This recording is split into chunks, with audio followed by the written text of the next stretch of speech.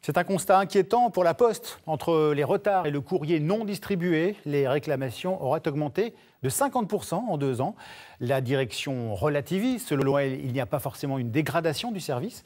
Mais les syndicats, eux, y voient la conséquence de la baisse des effectifs. Laurence Ragon et Marc Félix.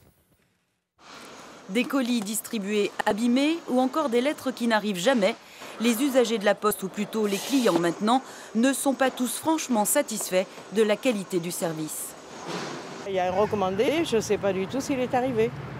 Ça fait 10 jours, donc je vais faire une réclamation. Il arrive qu'un courrier arrive en retard ou que le monsieur ne sonne pas à ma porte et qu'il me mette un petit papier dans ma boîte aux lettres, mais c'est relativement rare.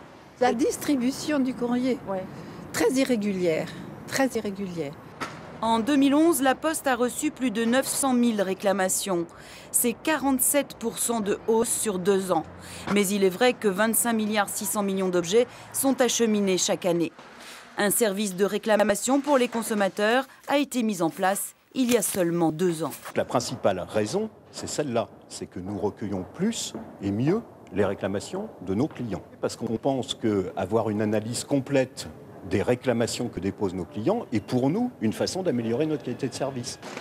Mais pour les syndicats, il y a bien une dégradation du service. Et c'est la conséquence directe des réorganisations à la Poste. Il y a de moins en moins de monde pour faire le travail. 2011, par exemple, c'est 10 000 suppressions d'emplois à la Poste. Et c'est vrai que, par exemple, quand les facteurs n'est pas là, le plus souvent, il n'est pas remplacé. Depuis 2 ans, la Poste est en pleine mutation. Elle est passée d'un statut d'entreprise publique à celui de société anonyme. Et depuis 2003, ce sont près de 70 000 emplois qui ont disparu.